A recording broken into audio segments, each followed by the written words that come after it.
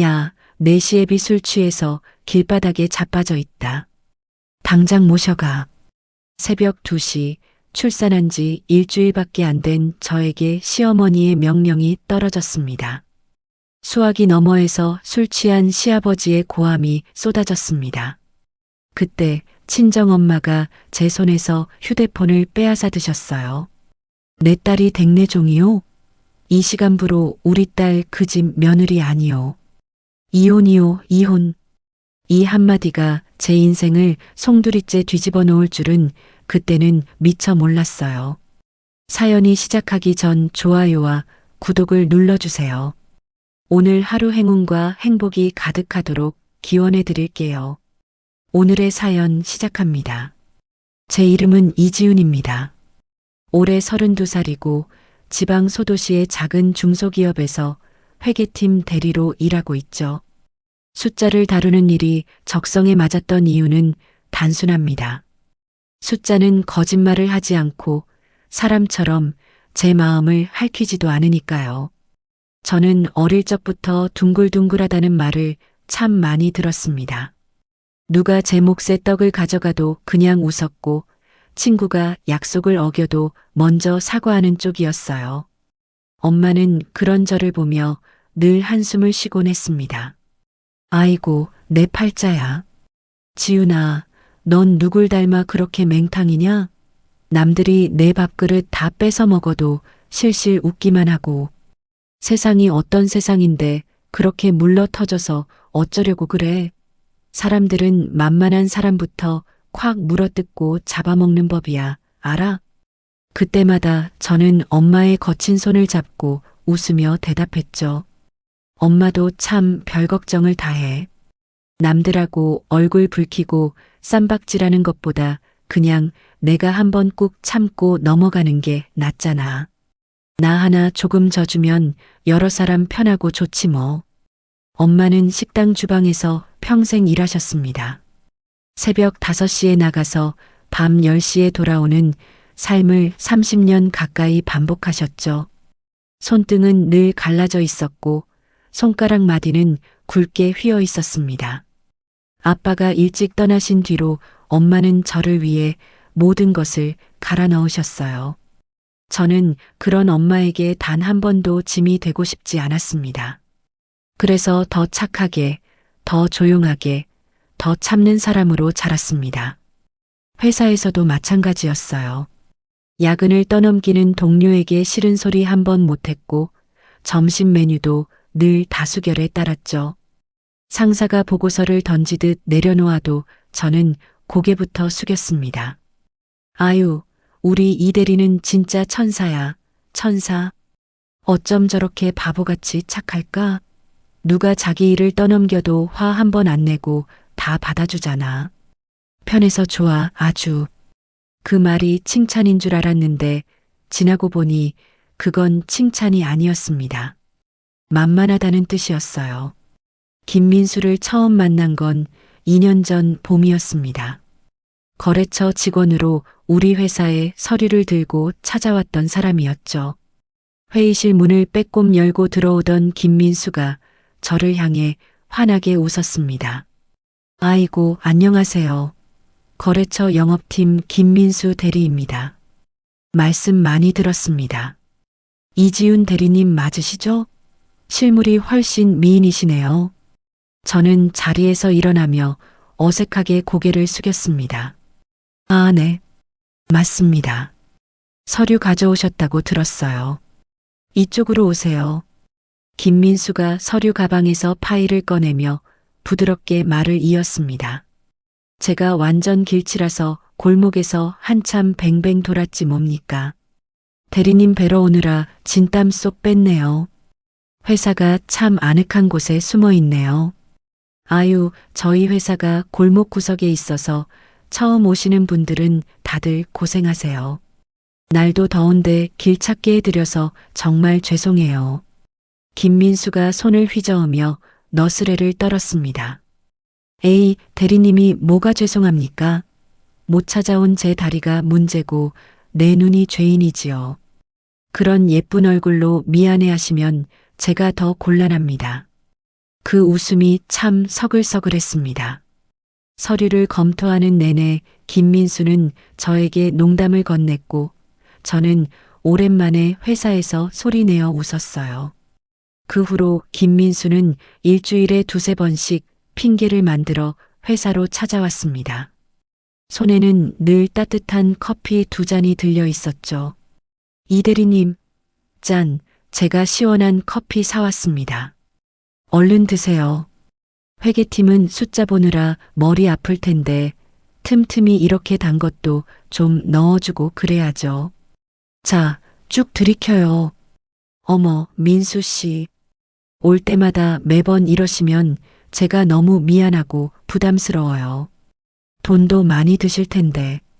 하하, 팍팍 부담 가지시라고 일부러 사오는 겁니다. 그래야 제 생각 한 번이라도 더 해주실 거 아닙니까? 부담 팍팍 가지고 뇌물 팍팍 받으세요. 그렇게 말하며 김민수는 또 한 번 활짝 웃었습니다. 저는 그 웃음에 속수무책으로 무너졌어요. 30살이 넘도록 변변한 연애 한 번 못 해본 저에게 김민수의 다정함은 봄볕 같았거든요. 엄마에게 김민수를 소개했을 때 엄마는 김민수의 손을 한참이나 들여다보셨습니다. 어디 보자 아이고 젊은 총각 손이 어쩜 이리 여자 손처럼 곱고 보들보들할까? 살면서 흙 한 번 안 묻히고 편하게 아주 고생 모르고 귀하게 자란 손이네. 아휴, 엄마는 또 처음 보는 사람 앞에서 대놓고 그게 무슨 말이야. 그거 칭찬이야 아니면 흉보는 거야? 엄마가 어색하게 웃으며 말씀하셨죠. 당연히 칭찬이지. 우리 예쁜 딸내미 나중에 시집가서 손에 물 한 방울 안 묻히고 고생 안 시킬 듬직한 사람 같아서 참 다행이라는 소리다. 그날 밤 엄마는 제 방문 앞에서 한참을 서성이다가 들어오셨어요. 지훈아, 이 어미는 네가 밥 잘 먹고 그저 행복하게만 살면 바랄 게 없다. 근데 말이다. 사람이라는 게 겉가죽만 번지르르 하다고 다가 아니야. 속을 푹 까봐야 아는 게 사람이야. 내 말 명심해라, 알았지? 아휴, 엄마도 참. 쓸데없는 걱정 좀 그만해. 민수 씨 진짜 다정하고 좋은 사람이라니까. 나한테 얼마나 잘하는데 그래. 엄마는 더 말을 잇지 않으셨습니다. 지금 와서 생각하면 엄마는 그때 이미 무언가를 보셨던 것 같아요. 엄마의 직감은 늘 저보다 빨랐으니까요. 그리고 시간은 흘러 출산 후 일주일째 되던 그날 밤이 찾아왔습니다. 새벽 2시였습니다. 저는 친정 안방에서 아기에게 젖을 물리고 있었어요. 조리원이 비싸서 친정으로 내려와 엄마의 손을 빌리던 중이었죠. 엄마는 옆에 누워 제 등을 토닥이고 계셨습니다. 아이고, 우리 강아지 젖 다 먹었네. 지훈아, 애기 토 안 하게 등 잘 두들겨서 트림 꼭 시켜라. 엄마는 화장실 좀 후딱 다녀올게. 응, 알았어 엄마. 조심해서 다녀와. 엄마가 방을 나간 그 순간 머리맡에 둔 휴대폰이 요란하게 울렸습니다. 화면에 뜬 이름 세 글자에 가슴이 철렁 내려앉았어요. 시어머니. 저는 떨리는 손으로 전화를 받았습니다. 여보세요, 어머님. 수화기 너머에서 시어머니의 날카로운 목소리가 쏟아져 나왔습니다. 야, 이지훈. 너 지금 당장 어디 짱 박혀 있어? 저 친정에 있죠. 어머님, 지금 시간이 새벽 2시가 다 됐는데 이렇게 늦은 밤에 웬일이세요? 무슨 큰일이라도 났어요? 무슨 일이냐고? 지금 그게 시어미한테 할 소리야. 내 시아버지가 동창놈들이랑 술 퍼마시고 저작거리 길바닥에 뻗어서 자빠져 있다. 빨리 당장 튀어와. 얼른 차 끌고 득달같이 와서 매셔가란 말이야. 저는 귀를 의심했습니다. 품에 안긴 아기가 놀란 듯 작게 칭얼거렸어요. 네, 어머님, 저 애 낳은 지 이제 딱 일주일 지났어요. 아직 밑에 꿰맨 곳도 아파서 제대로 걷지도 못하고 핏덩이 아기도 방금 겨우 잠들었는데 제가 지금 어떻게 운전대를 잡고 거길 가요? 이게 어디서 말대꾸야. 시아버지가 차가운 아스팔트 바닥에 쓰러져서 입 돌아가게 생겼는데 며느리라는 년이 따뜻한 방구석에 벌러덩 자빠져서 잠이나 처자겠다고. 네가 그러고도 우리 집안 며느리야. 흑 어머님, 그래도 지금 한밤중이잖아요. 민수 씨 방에서 자고 있을 텐데 남편한테 가서 좀 데려오라고 하시면 안 될까요? 뭐? 우리 귀한 아들 잠을 깨우라고? 민수는 내일 아침 일찍 회사 가서 돈 벌어와야 될 거 아니야. 너는 지금 애 낳았다고 회사도 안 가고 펑펑 노는 주제에 어디서 감히 우리 아들을 들먹여. 친정 구석에서 등 따시고 배부르게 누워있으면서 그깟 운전 하나 못해. 편하게 누워있다는 말에 눈물이 핑 돌았습니다. 회음부 통증으로 앉지도 못하고 가슴은 전몸살로 돌덩이 같은데 저는 입술을 깨물며 겨우 입을 열었어요. 어머님, 저 정말로 아래도 너무 아프고 열도 펄펄 나서 꼼짝도 못하겠어요. 제발 한 번만 봐주세요. 엄살 떨지 마. 어디서 여우같이 앓는 소리야? 애 낳은 게 무슨 유세라고 난리야. 벼슬 땄어. 나 때는 애 낳고 사흘 만에 밭에 나가서 김 메고 밥 짓고 다 했어. 당장 튀어오지 못해. 그때였습니다. 화장실에서 돌아오신 엄마가 제 얼굴을 보셨어요. 새파랗게 질린 제 얼굴과 떨리는 손을 보신 엄마의 눈빛이 순식간에 변했습니다. 평생 식당 주방에서 솥뚜껑을 들어 올리던 그 거친 손이 제 휴대폰을 향해 뻗어왔습니다. 엄마, 잠깐만 안 돼. 엄마는 제 손에서 휴대폰을 빼앗아 들었습니다. 내놔. 당장 그 핸드폰 이리 안 내놔. 저는 엄마를 말릴 새도 없이 그 모습을 멍하니 바라보았어요. 엄마의 손이 잘게 떨리고 있었습니다. 분노였습니다. 평생 누구에게도 큰 소리 한 번 안 내시던 엄마의 어깨가 들썩이고 있었어요. 여보세요? 나 지훈이 애미 되는 사람인데 사돈, 지금 제정신이요. 엄마의 목소리는 낮고 차가웠습니다. 수화기 너머에서 시어머니가 잠시 멈칫하는 기색이 느껴졌어요. 아, 사돈? 아이고, 이 야밤에 미안하긴 한데요. 우리 바깥 양반이 술을 떡이 되게 처먹고 길바닥에 쓰러져 있어서. 엄마가 시어머니의 말을 단칼에 잘랐습니다. 시끄러워요. 내 귀한 딸내미가 그 집구석 돈 주고 사온 종년이요? 아니면 파출부 식모야. 방금 애 낳고 뼈마디가 덜덜 떨리는 산모한테 새벽 2시에 핏덩이 내팽개치고 운전대 잡으라는 게 사람 입통에서 나올 소리요. 엄마의 목소리가 점점 커졌습니다. 저는 처음 보는 엄마의 모습에 숨을 멈췄어요. 아니, 사돈, 무슨 말을 그렇게 험하게 하세요?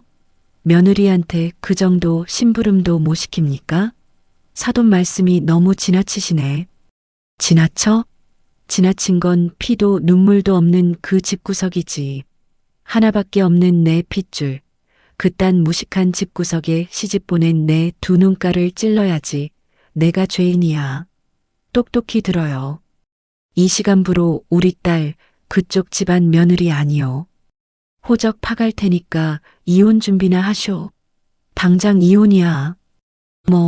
멋이 어쩌고 어째요? 이혼. 아니, 시애비 모셔오라는 말 한마디에 이혼하자는 시어미가 세상 천지에 어디 있어? 사돈 지금 미쳤소? 내가 미쳐? 오냐, 내가 아주 단단히 미쳤다. 애 낳은 지 일주일 된 며느리한테 한밤중에 술주정뱅이 시애비 수발들라고 발악하는 당신이 짐승만도 못한 미친 인간이지. 당신들 같은 악마 소굴에 내 딸 하루도 더 못 둬. 엄마는 마지막으로 휴대폰을 향해 단단하게 말씀하셨습니다. 내 말 똑똑히 들어. 우리 지훈이 앞으로 2번 다시 그쪽 집구석 문턱에 발끝도 들여놓을 일 없을 거니까 그리 아주. 다시는 우리 딸한테 전화질 하지 마. 끊어. 뚝. 전화가 끊겼습니다. 방 안에는 아기의 옅은 숨소리와 엄마의 거친 숨소리만 남았어요. 엄마는 휴대폰을 든 채로 한참을 그 자리에 서 계셨습니다. 저는 떨리는 목소리로 엄마를 불렀어요. 엄마. 엄마가 천천히 저를 돌아보셨습니다. 엄마의 눈에는 눈물이 가득 차 있었지만 입가는 단단하게 다물려 있었어요. 엄마가 제 옆에 무릎을 꿇고 앉으며 제 머리를 끌어안으셨습니다. 아이고, 내 새끼 지훈아, 엄마가 죽일년이다. 내 딸이 저런 몹쓸 집구석에서 이 지경으로 당하고 사는 줄도 모르고 엄마가 다 미안해. 엉엉. 흐흑, 엄마 나 진짜 무서웠어. 나 이제 어떡해. 민수 씨랑 그 집 사람들이 나 가만 안 둘 텐데. 엄마의 손이 제 등을 천천히 쓸어내렸습니다. 울지 마. 내 강아지, 뚝 그쳐. 걱정 하나도 하지 마. 이 엄마 두 눈 시퍼렇게 뜨고 살아있잖아. 엄마가 다 알아서 막아줄 테니까 너는 아무 생각 말고 우리 예쁜 손주랑 몸조리나 푹 해. 알았지? 엄마의 품에서 저는 비로소 참았던 울음을 터뜨렸습니다. 2년 동안 꾹꾹 눌러 담았던 모든 것이 한꺼번에 무너져 내렸어요. 생각해보면 시작은 그날의 첫 식사 자리였습니다. 연애 시절 김민수가 저를 자기 어머니에게 처음 인사시키던 그 자리 말이에요. 식당 문을 열고 들어가던 김민수의 어깨가 묘하게 굳어있던 그 순간을 저는 너무 늦게 떠올렸습니다. 연애를 시작한 지 5달쯤 되었을 때였습니다. 김민수가 어머니께 저를 인사시키고 싶다며 약속을 잡았어요. 시내에서 가장 비싸다는 한정식 집이었습니다. 저는 며칠 전부터 옷장을 뒤집어 엎으며 입을 옷을 골랐습니다. 너무 화려해도 안 되고 너무 수수해도 안 될 것 같아서 베이지색 원피스에 작은 진주 귀걸이를 골랐죠. 엄마는 제가 옷을 입고 거울 앞에 섰을 때 한참을 바라보셨습니다. 엄마 어때? 너무 처져 보이지 않아? 이쁘다, 우리 딸. 근데 지훈아, 너무 잘 보이려고 애쓰지 마. 사람은 첫 단추를 어떻게 끼우느냐가 평생을 가. 엄마는 또 걱정이 많다. 잘하고 올게. 엄마는 현관까지 따라 나오시며 제 옷매무새를 한 번 더 다듬어 주셨어요. 식당 앞에서 만난 김민수는 평소와 달랐습니다. 넥타이를 몇 번이고 매만지며 한숨을 푹푹 쉬었죠. 민수 씨, 왜 그래? 어디 아파? 김민수가 어색하게 웃으며 제 손을 잡았습니다. 아니야. 엄마가 좀 깐깐하셔서. 지훈이 너무 긴장하지 말고. 내가 잘할게. 걱정 마. 방으로 들어서자 시어머니가 가운데 자리에 앉아 계셨어요. 저는 허리를 깊이 숙이며 인사를 드렸습니다. 안녕하세요, 어머님. 이지훈이라고 합니다. 시어머니가 저를 위아래로 훑어보셨습니다. 그 시선이 마치 시장에서 물건값을 매기는 듯한 눈빛이었어요. 앉아봐. 네, 어머님. 시어머니가 제 옆에 앉은 김민수에게 먼저 물으셨습니다. 민수야, 너 점심은 먹었니? 아침에 국 안 데우고 갔지. 김민수가 즉시 고개를 숙였어요. 엄마, 미안. 시간이 없어서. 그러게 엄마가 일찍 일어나라고 했지. 내 위장 약한 거 알면서 왜 그러니? 저는 옆에서 어색하게 미소만 짓고 있었습니다. 상견례 자리에서 어머니가 아들 끼니부터 챙기는 모습이 살짝 낯설긴 했지만 그저 아들을 끔찍이 아끼시는구나 싶었어요. 시어머니가 그제야 저를 향해 시선을 돌리셨습니다. 이지훈이라고 했나? 옷이 좀 가벼워 보인다. 저는 얼떨떨한 표정으로 제 원피스를 내려다봤습니다. 네, 어머님. 죄송합니다. 죄송할 건 없고 회계팀에서 일한다고 했지. 월급은 얼마나 받니?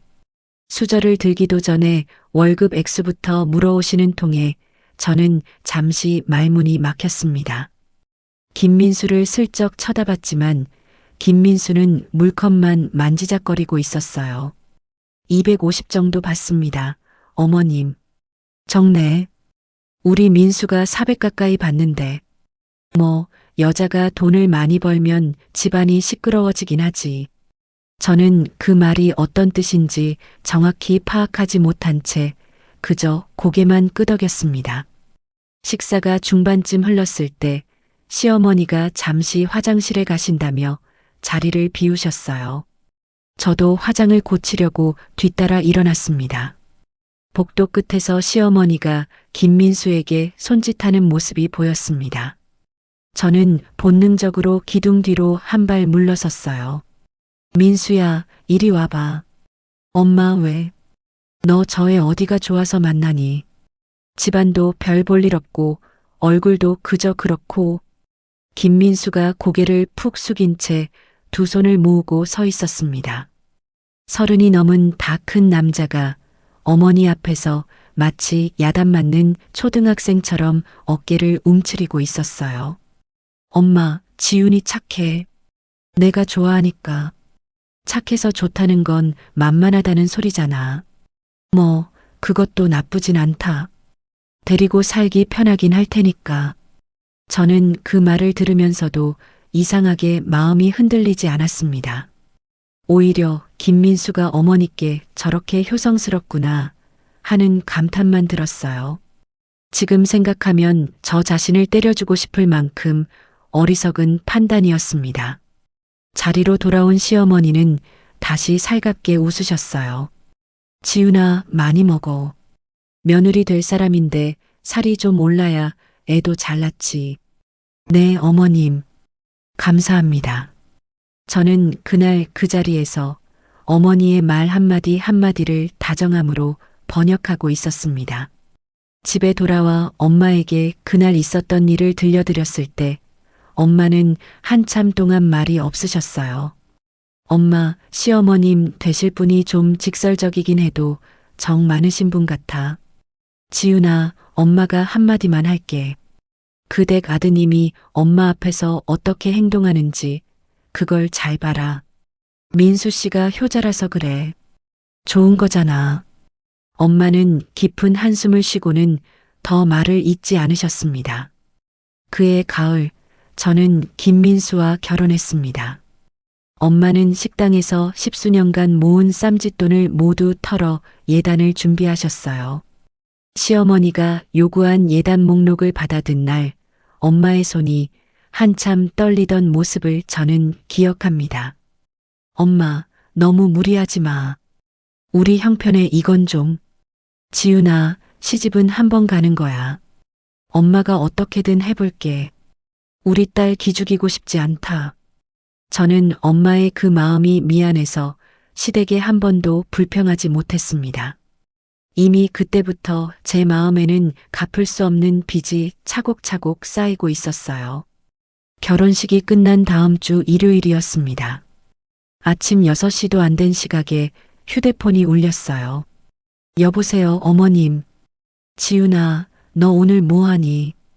시아버지 생신이라 우리 집에 식구들 다 모이는데 일찍 와서 음식 좀 거들어야지. 저는 잠이 덜 깬 채로 시계를 보았습니다. 어머님, 오늘이 시아버님 생신이세요. 저는 못 들었는데. 민수한테 안 들었니? 어휴, 그 녀석? 됐고, 빨리 와. 7시까지. 저는 옆에서 코를 골며 자는 김민수를 흔들어 깨웠습니다. 민수야, 오늘 아버님 생신이라며. 왜 말 안 했어? 김민수가 베개에 얼굴을 묻은 채 웅얼거렸어요. 아, 깜빡했다. 미안. 일단 빨리 가자. 그날부터였습니다. 매주 일요일은 시댁 출근일이 되었어요. 저는 새벽같이 일어나 시댁으로 가서 앞치마를 둘렀습니다. 아침상을 차리고 설거지를 하고 청소기를 돌리고 점심상을 차리고 또 설거지. 그동안 김민수는 거실 소파에서 텔레비전을 보거나 안방에서 낮잠을 잤어요. 한 번은 너무 지친 나머지 돌아오는 차 안에서 김민수에게 조심스럽게 말을 꺼냈습니다. 민수야, 매주 일요일마다 가는 건 좀 힘들지 않아? 우리도 우리 시간이 있어야 하는데. 김민수가 운전대를 잡은 채 한숨을 쉬었어요. 지훈아, 우리 엄마 외로워서 그래. 아버지는 술만 드시고 엄마가 의지할 데가 없잖아. 그래도 매주는 좀. 네가 며느리잖아. 며느리가 좀 해드려야지. 우리 엄마 살면 얼마나 산다고. 저는 입을 다물었습니다. 며느리잖아. 그 한마디가 마치 죄목처럼 제 어깨에 얹혔어요. 그 후로 저는 더 이상 김민수에게 불평하지 않았습니다. 대신 일요일 밤마다 화장실에서 혼자 울었어요.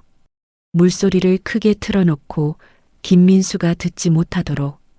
그렇게 1년쯤 흘렀을 때 저는 임신 사실을 알게 되었습니다. 산부인과에서 초음파 사진을 받아든 그날, 저는 정말 오랜만에 환하게 웃었어요. 이 아이가 우리 부부 사이를 회복시켜 줄 거라고, 시어머니의 마음도 누그러뜨려 줄 거라고 믿었습니다. 저녁에 김민수가 퇴근하자마자 초음파 사진을 내밀었어요. 민수야, 이것 봐. 우리 아기야. 김민수가 놀란 얼굴로 사진을 받아들었습니다. 진짜, 와, 진짜네. 지훈아, 고생했다. 저는 김민수의 품에 안기며 눈물을 흘렸어요. 엄마한테 빨리 알리자. 좋아하실 거야. 김민수가 그 자리에서 시어머니께 전화를 걸었습니다. 엄마, 나야. 지훈이가 임신했대. 엄마 손주 생기는 거야. 수화기 너머에서 시어머니의 목소리가 흘러나왔어요. 음량이 컸던 탓에 저도 똑똑히 들을 수 있었습니다.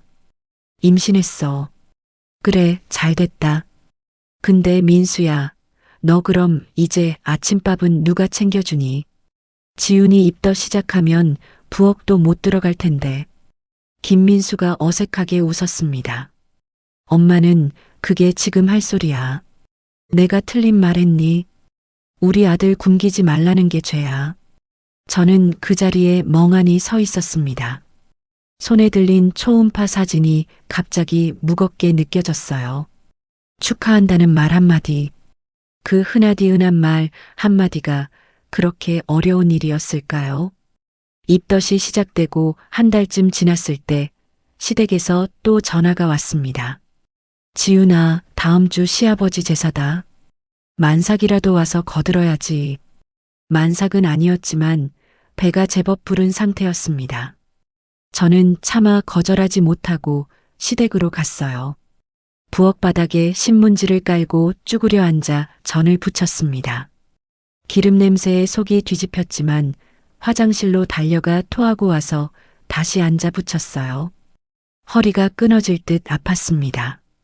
뱃속에 아기가 발길질을 할 때마다 저는 숨을 참았어요.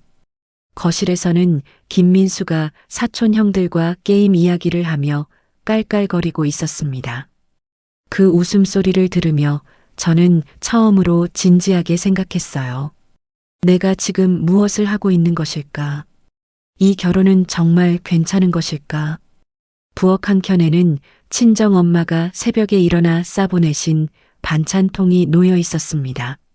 낙지볶음, 멸치볶음, 깻잎장아찌. 엄마가 손목이 시큰거린다며 며칠을 끙끙 앓고도 만들어 보내신 반찬들이었어요. 시어머니가 그 반찬통을 열어보더니 코를 찡그렸습니다. 어휴, 짜다 짜. 사돈이 식당 일을 오래 하셔서 그런가 손맛이 짠가벼. 그러더니 반찬통을 통째로 들어 음식물 쓰레기통에 쏟아부으셨어요. 저는 들고 있던 뒤집개를 그대로 떨어뜨렸습니다. 어머님, 그거 왜? 짜서 못 먹겠다는데 어쩌라고. 아까우면 너나 싸들고 가. 그날 밤 집으로 돌아가는 차 안에서 저는 처음으로 김민수에게 소리를 질렀습니다. 민수야, 어머님이 우리 엄마 반찬 다 버리셨어.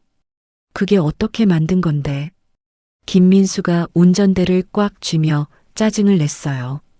아, 또 시작이야. 엄마 입맛이 예민하셔서 그런 거잖아. 네가 좀 이해해. 이해. 내가 또 이해해야 돼. 지윤아, 임신해서 예민한 거 아는데 그만 좀 해. 운전 중이야. 저는 입을 다물고 창밖으로 고개를 돌렸습니다. 차창에 비친 제 얼굴은 부어있고 푸석했어요. 그 얼굴이 너무 낯설어서 저는 한참을 들여다보았습니다. 이게 내 얼굴이 맞을까? 28살 봄에 베이지색 원피스를 입고 거울 앞에 섰던 그 이지우는 도대체 어디로 가버린 것일까? 뱃속의 아기가 또 한 번 발길질을 했습니다. 저는 푸른 배를 가만히 쓸어내리며 처음으로 이 작은 생명에게 미안하다는 생각을 했어요. 엄마가 너를 지켜줄 수 있을까?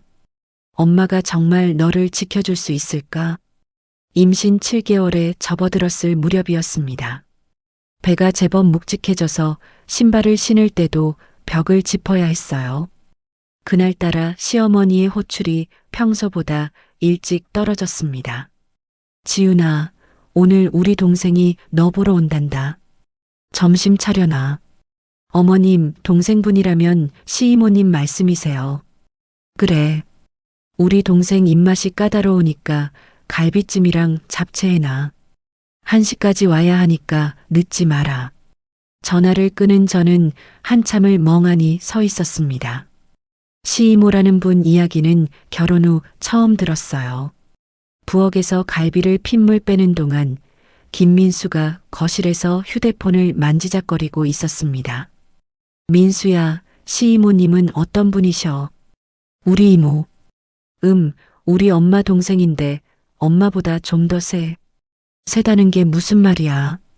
김민수가 어색하게 웃으며 텔레비전 채널을 돌렸어요. 그냥 입이 좀 거치셔. 너 그냥 가만히 있어. 말대꾸하지 말고. 저는 갈비를 뒤집으며 한숨을 삼켰습니다.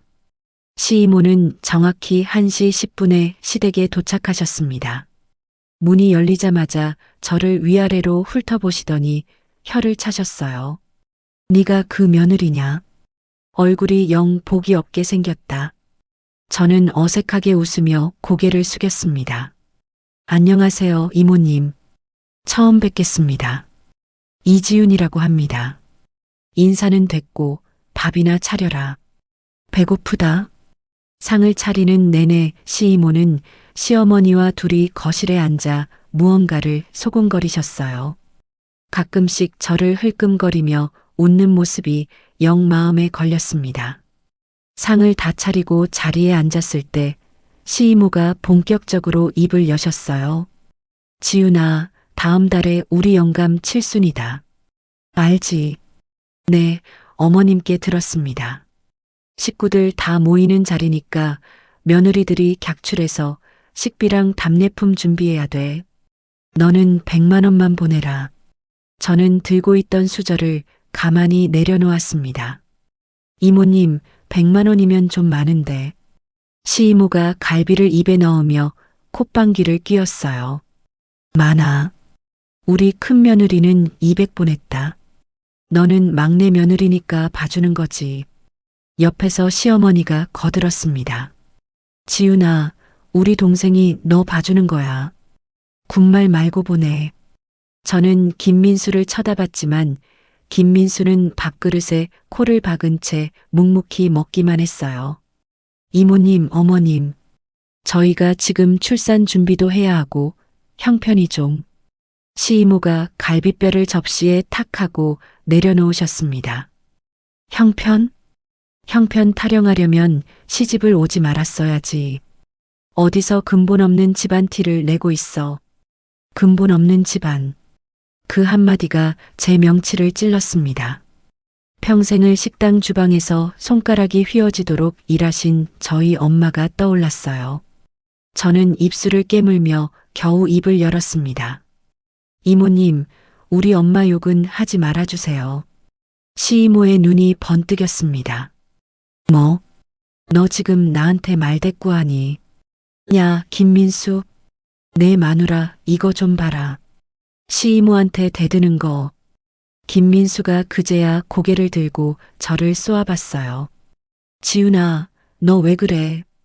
이모님께 사과드려. 저는 김민수의 얼굴을 가만히 바라봤습니다. 이 사람이 정말 내 남편이 맞을까?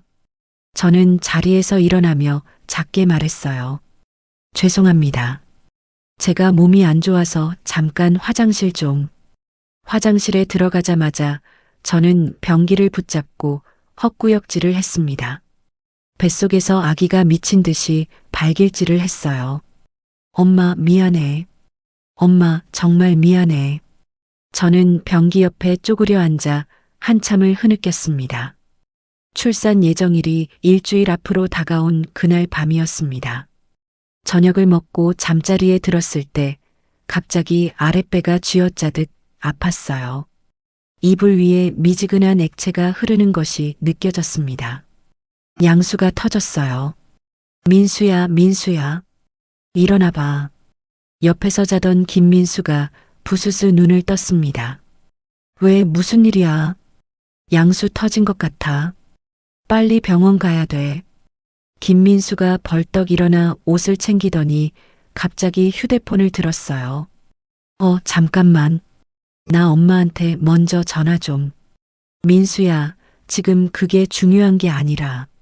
김민수가 손바닥을 들어 저를 멈추며 통화 버튼을 눌렀습니다. 엄마, 나야. 지훈이 양수 터졌대. 알겠어. 알겠어. 저는 진통이 밀려오는 와중에 어이가 없어서 김민수를 바라봤어요. 엄마가 뭐래? 김민수가 미안한 얼굴로 말했습니다. 지훈아, 미안한데. 오늘 이모 아들 돌잔치잖아. 내가 사회 보기로 했는데. 뭐? 이모가 절대 빠지면 안 된다고.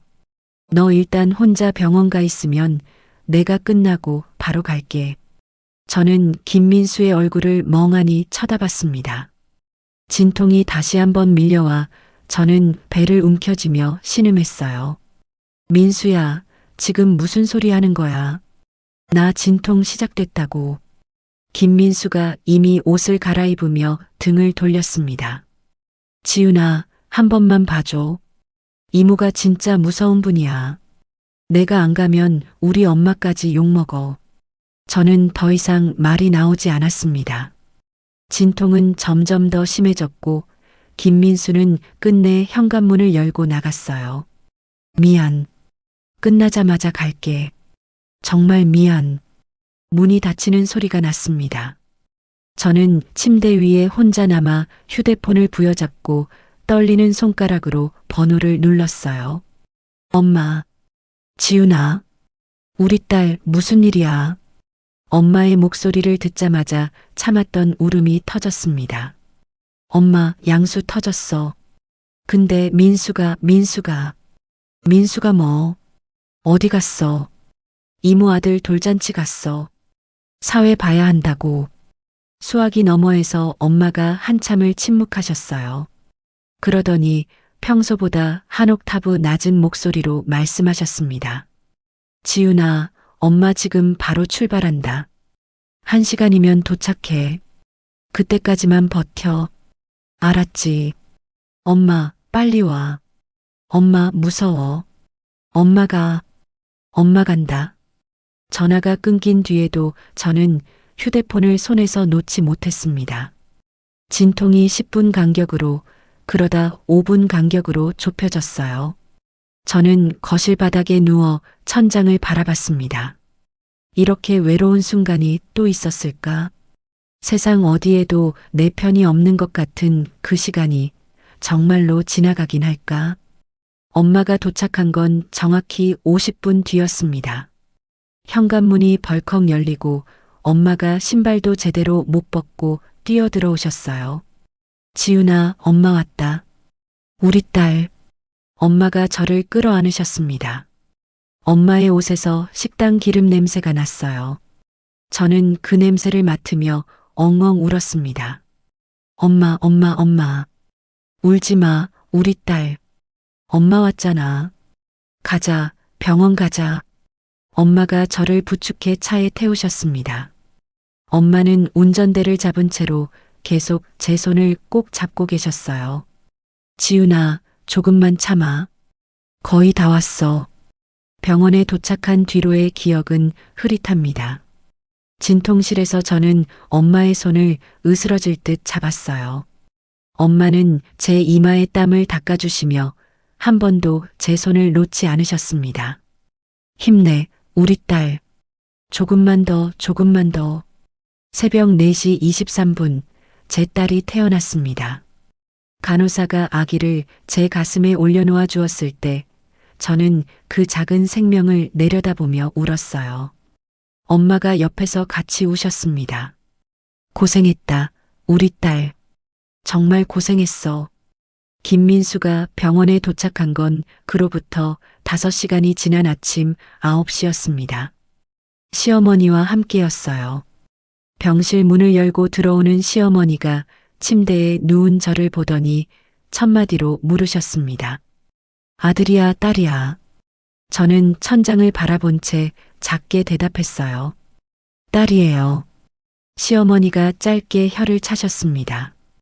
어휴, 첫째는 아들이어야 하는데. 뭐, 둘째 보면 되지. 옆에서 김민수가 어색하게 웃으며 제 손을 잡으려 했어요. 저는 그 손을 슬그머니 빼냈습니다. 침대 옆 의자에 앉아 계시던 엄마가 천천히 일어나셨어요. 사돈, 좀 보십시다. 네, 사돈. 우리 며느리가 고생 많았네요. 엄마가 시어머니의 말을 자르며 한 걸음 다가서셨습니다. 우리 딸 양수 터졌을 때 사위가 어디 있었는지 아시오? 시어머니의 표정이 굳어졌어요. 사돈, 그게 무슨... 돌잔치 사회 보러 갔답니다. 우리 딸 혼자 진통하다가 나한테 전화해서 울고불고. 이게 사람 사는 집안일이요. 시어머니가 당황한 듯 김민수를 쏘아봤습니다. 민수야, 너 그게 사실이야. 김민수가 고개를 푹 숙였어요. 엄마, 이모가 가라고 해서. 엄마가 김민수를 매서운 눈으로 노려보셨습니다. 사위, 자네가 사위가 맞나? 자네 마누라가 다 죽어가는데 사회 보러 간 사람이 사위라고 불릴 자격이 있나? 병실에 무거운 침묵이 흘렀어요. 엄마가 침대로 돌아와 제 손을 잡으셨습니다. 지훈아, 엄마랑 가자. 친정 가서 몸 추슬러. 이 집은 너 몸조리할 집이 아니다. 저는 엄마의 손을 꽉 잡으며 고개를 끄덕였습니다. 처음으로 김민수의 의견을 묻지 않고 내린 결정이었어요. 친정에 내려와 산후조리를 시작한 지 사흘째 되던 날 시어머니에게서 첫 번째 전화가 왔습니다. 지훈아, 며느리가 친정에서 조리하는 게 말이 되니? 빨리 올라와라. 어머님, 죄송합니다. 엄마가 옆에서 도와주셔야 해서요. 어휴, 친정엄마 치마폭에 쌓여서. 시댁 무시하는 거니? 저는 처음으로 시어머니의 전화를 머뭇거리지 않고 끊었습니다. 엄마가 옆에서 그 모습을 가만히 지켜보고 계셨어요. 지훈아, 잘했다. 엄마, 나 무서워. 시어머니 화 많이 나셨을 텐데. 엄마가 제 어깨를 토닥이셨습니다. 무서워하지 마. 엄마가 있잖아. 그리고 일주일째 되던 그 새벽 2시 운명 같은 전화가 걸려왔습니다. 전화기 너머에서 술 취한 시아버지의 고성과 시어머니의 명령이 폭포처럼 쏟아지던 그 순간 엄마가 제 손에서 휴대폰을 빼앗아 들고 사자처럼 포효하던 그 순간 저는 비로소 깨어났습니다. 32회를 살면서 단 한 번도 해본 적 없는 결심이 제 안에서 단단하게 굳어지고 있었어요. 이 결혼을 끝내야 한다. 내 딸을 위해서라도, 그리고 평생을 저를 위해 살아오신 엄마를 위해서라도. 전화가 끊긴 뒤 저는 품 안에서 새근새근 잠든 아기를 내려다봤습니다. 이 작은 얼굴을 위해 저는 처음으로 싸우는 사람이 되기로 했습니다. 새로 트인 길, 새벽에 소동이 잠잠해진 뒤 저는 한숨도 자지 못했습니다. 엄마는 제 옆에서 아기를 토닥이며 묵묵히 새벽을 견뎌내셨어요. 창문 너머로 희미하게 해가 떠오를 무렵 마당에서 차 문 닫히는 소리가 들렸습니다. 엄마가 먼저 자리에서 일어나셨어요. 왔구나, 저 인간이. 저는 침대 끝을 짚으며 천천히 몸을 일으켰습니다. 거실로 나가니 김민수가 신발도 벗지 못한 채 현관 앞에 서 있었어요. 밤새 운전한 듯 머리는 헝클어져 있었고 셔츠 단추가 두억에 풀린 채였습니다. 지훈아, 잠깐만 얘기 좀 하자. 엄마가 김민수와 저 사이를 가로막고 서셨어요. 사위, 자네 무슨 낯짝으로 우리 집 문턱을 넘어. 장모님 죄송합니다. 어머니가 술김에 그런 거지 진심이 아니에요. 술김? 새벽 2시에 산모한테 운전대 잡으라는 말이 술김에 나올 소리야. 장모님, 제가 어머니 잘 말씀드릴게요. 지훈이만 데려가게 해주세요. 저는 엄마 뒤에서 김민수의 얼굴을 가만히 바라봤습니다. 이 사람이 정말 내 남편이었구나. 자기 어머니의 명령이라면 새벽 2시에도 산모를 깨우는 사람. 지금 이 순간까지 한 번도 아기 안부를 묻지 않는 사람. 민수야. 제가 입을 열자 김민수가 반갑게 고개를 들었어요. 지훈아. 그래, 나야. 우리 집 가자. 저는 한 걸음 앞으로 나섰습니다. 우리 딸 이름이 뭐야? 김민수의 눈동자가 흔들렸어요. 그게 우리 딸 이름. 출생신고하면서 같이 정했잖아. 말해봐. 김민수가 입을 우물거리며 시선을 피했습니다. 지훈아, 지금 그게 중요해. 일단 집에 가서 천천히. 이서연. 우리 딸 이름이야. 자기 딸 이름도 모르는 사람이 무슨 아빠야. 저는 제 목소리가 떨리지 않는 게 신기했어요. 평생 가슴속에 묻어두던 말들이 그 순간엔 너무도 또렷이 입 밖으로 나왔습니다. 엄마가 부엌으로 가시더니 굵은 소금이 든 통을 들고 나오셨어요. 사위, 잘 들어. 자네는 오늘부로 우리 집 문턱 못 넘어. 내 딸한테도 손도 못 대. 장모님. 엄마가 소금을 한 줌 쥐어 김민수에게 뿌리셨습니다. 소금 알갱이가 김민수의 어깨와 가슴팍에 후두둑 떨어졌어요. 가서 자네 어머니한테 똑똑히 전해. 이지훈이는 더 이상 그 집 며느리 아니라고. 김민수가 소금을 털어내며 저를 향해 손을 뻗었어요. 지훈아, 정신 차려. 너 지금 장모님한테 휘둘리고 있어. 저는 김민수의 손을 피해 한 발 물러섰습니다. 휘둘린 건 평생 너였잖아, 민수야. 내 엄마한테. 뭐? 나는 이제 안 그러려고. 그러니까 가. 엄마가 다시 한번 소금을 뿌리셨어요. 김민수는 입을 다문 채 잠시 서 있다가 끝내 등을 돌렸습니다. 차 문이 닫히고 시동 거는 소리가 들렸어요. 마당의 자갈이 바퀴에 밟히는 소리가 점점 멀어졌습니다. 저는 다리에 힘이 풀려 거실 바닥에 주저앉았어요. 엄마가 제 옆에 같이 앉아 등을 쓸어주셨습니다. 잘했다, 우리 딸. 정말 잘했어. 이혼 소장을 접수한 다음 주부터는 시간이 진흙 속을 걷는 것처럼 흘렀습니다. 저는 친정에 머물면서 변호사 사무실을 오갔어요. 서류는 매번 두꺼웠고 적어야 할 진술서는 끝이 없었습니다. 밤이 되면 아기를 재워놓고 거실에 앉아 한참을 멍하니 보냈어요. 통장 잔고는 빠르게 줄어들었습니다. 변호사 착수금, 분유값, 기저귀값. 엄마가 식당에서 받아온 봉투를 제 앞에 가만히 놓으실 때마다 가슴이 짓눌렸어요. 엄마, 이거 안 받을게. 엄마도 약값 드셔야지. 지훈아, 엄마는 쓸 데가 없어. 너 필요한데 써. 엄마. 엄마가 제 머리를 쓰다듬으셨습니다. 엄마는 평생 너 하나 보고 살았다. 이 돈 너 안 주면 어디다 쓰겠니? 저는 그 말에 다시 한번 무너졌어요. 스스로 일어서야 한다는 생각이 그날부터 더 단단해졌습니다. 아기를 위해서라도, 엄마를 위해서라도 저는 다시 일을 시작해야 했어요. 며칠 뒤 오후 저는 분유를 사러 동네 마트에 갔습니다. 엄마가 아기를 봐주시는 동안 잠깐 다녀오는 길이었어요. 분유 코너에서 한참을 망설이다가 가장 저렴한 통을 카트에 담았습니다. 계산대로 향하는데 누군가 제 이름을 불렀어요. 이지훈 대리. 맞죠? 저는 깜짝 놀라 고개를 들었습니다.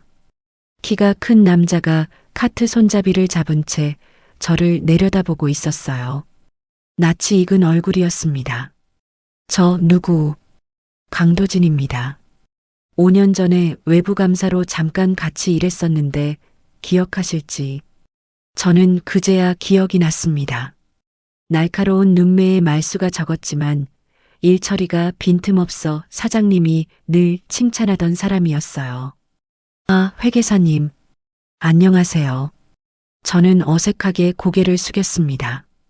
화장기 없는 얼굴에 머리는 대충 묶어 올렸고 옷은 친정에서 입던 헐렁한 운동복 차림이었어요. 강도진이 제 얼굴을 가만히 보더니 조심스럽게 물었습니다.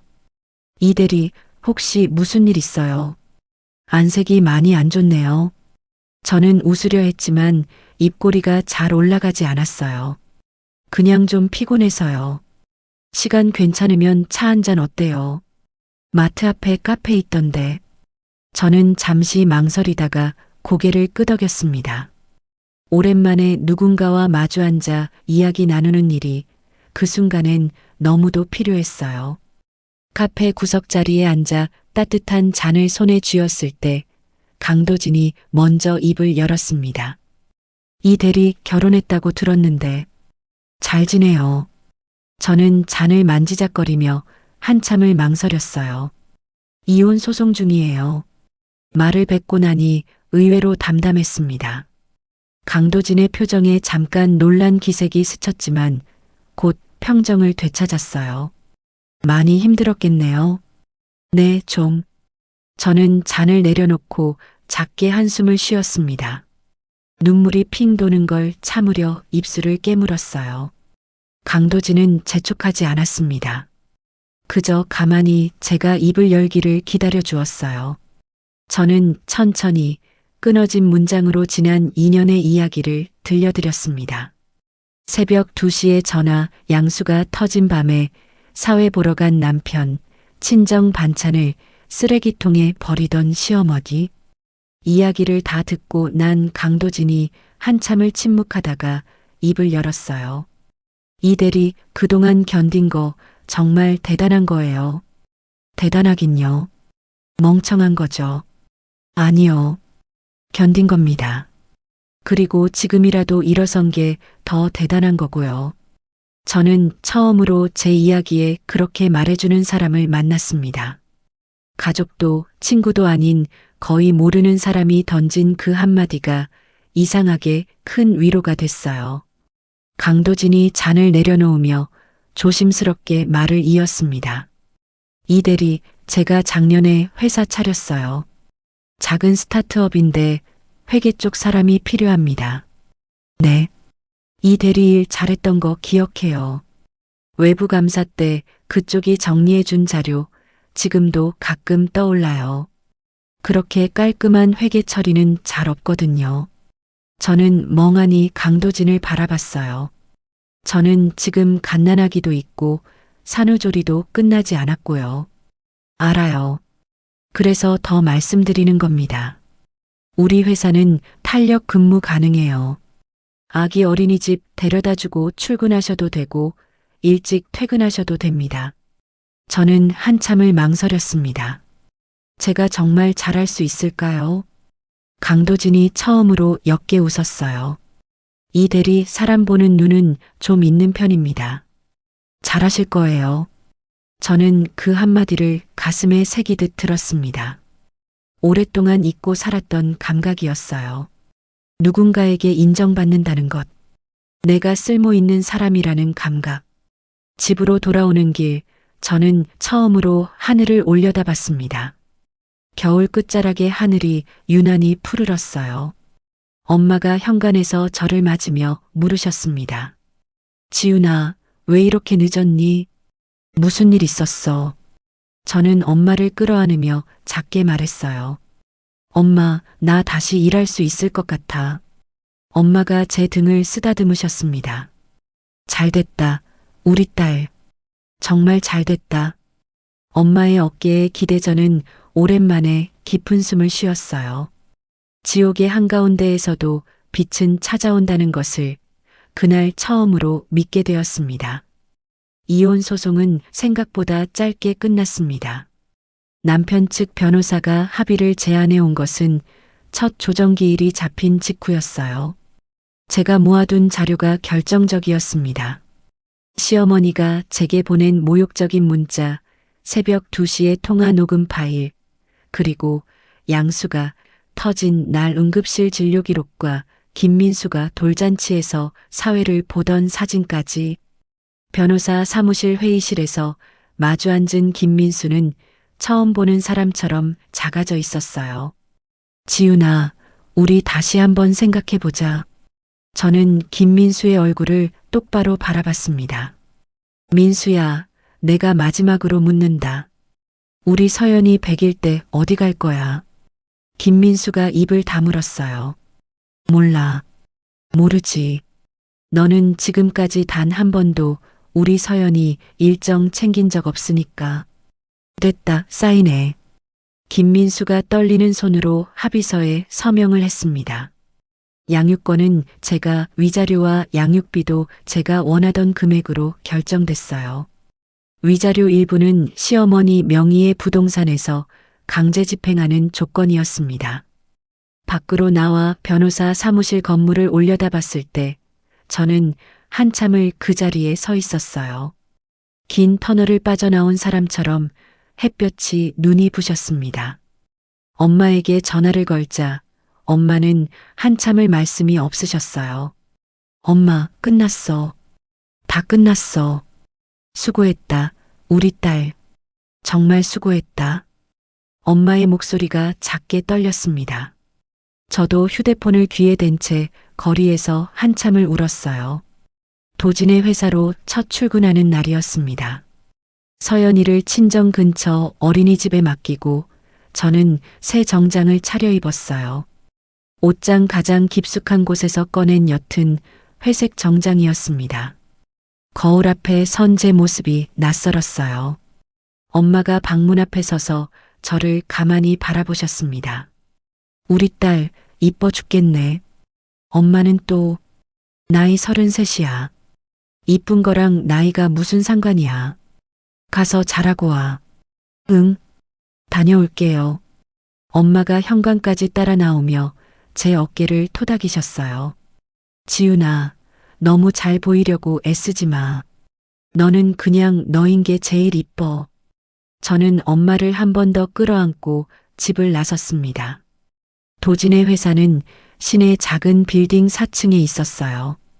문을 열고 들어가자 직원 7명이 일제히 고개를 들었습니다. 도진이 자리에서 일어나 저를 맞으셨어요. 이지훈 이사님 오셨네요. 다들 인사하지. 이사라는 호칭에 저는 잠깐 멈칫했습니다. 팀장님, 이사라뇨. 저 그냥 회계 담당으로. 도진이 손을 들어 저를 멈추셨어요. 이 대리, 아니 이 이사.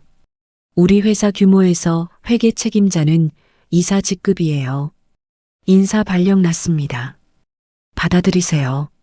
직원들이 박수를 쳤습니다. 저는 얼떨떨한 표정으로 고개를 숙였어요. 잘 부탁드립니다. 이지훈입니다. 자리에 앉아 컴퓨터를 켜는데 화면에 제 이름 석자가 떠 있었습니다. 이지훈 이사. 저는 한참 동안 그 글자를 들여다봤어요. 누구의 아내도 누구의 며느리도 아닌 그저 이지훈. 가슴속 깊은 곳에서 무언가가 천천히 차오르는 것 같았습니다. 첫 달부터 저는 회사 장부를 처음부터 다시 정리했어요. 직원이 늘면서 회계가 엉망이 된 상태였습니다. 세금 신고 누락분, 중복 결제된 비용, 처리되지 않은 매출 채권까지 한 달간 야근을 거듭하며 모든 것을 바로잡았어요. 도진이 회의실에서 저를 부르신 건 그달 말이었습니다. 이 이사, 잠깐 봅시다. 회의실 책상에는 제가 정리한 자료가 놓여 있었어요. 이거 다 이 이사가 정리한 거 맞죠? 네, 팀장님. 이번 분기에 절감된 비용만 4천만 원이 넘어요. 직원들 보너스 줄 수 있게 됐어요. 저는 멋쩍게 웃었습니다. 제 일을 한 건데요. 도진이 자리에서 일어나 창가에 서셨어요. 이 이사, 정말 능력 있는 사람이에요. 그동안 그런 사람을 부엌대기로 부렸던 그쪽 시댁이 어이없을 정도로 저는 잠깐 가슴이 뜨거워졌습니다. 팀장님, 오늘 저녁에 회식 잡았어요. 직원들이 이 이사한테 한턱 내달라고 난리야. 그날 저녁 회식 자리에서 직원들이 제게 잔을 들이밀었어요. 이사님, 한 잔 받으세요. 진짜 멋있으세요. 이사님 오시고 회사가 사람 사는 곳 같아졌어요. 저는 잔을 받으며 어색하게 웃었습니다. 제가 뭘? 다들 잘하고 계셨던 거예요. 옆자리의 막내 직원이 눈을 반짝이며 말했어요. 이사님, 저도 이사님처럼 일하고 싶어요. 일 진짜 잘하시잖아요. 저는 그 말을 듣고 잠시 잔을 내려놓았습니다. 평생 들어본 적 없는 말이었어요. 너처럼 되고 싶다는 말. 집에 돌아와 거실 문을 열었을 때 엄마가 거실에 앉아 저를 기다리고 계셨어요. 왔니? 술 마셨어. 응, 회식했어. 엄마, 된장찌개 있어. 끓여놨지. 우리 딸 좋아하는 두부 듬뿍 넣어서. 저는 식탁에 앉아 엄마가 끓여주신 된장찌개를 한 숟갈 떴습니다. 뜨거운 국물이 목구멍을 타고 내려가는데 갑자기 눈물이 났어요. 왜 울어? 무슨 일 있었어? 엄마 아니야. 너무 맛있어서 울어. 엄마가 식탁 맞은편에 앉아 저를 가만히 바라보셨습니다. 지윤아, 회사에서 잘하고 있지? 응, 엄마. 사람들이 나한테 너처럼 되고 싶다고 했어.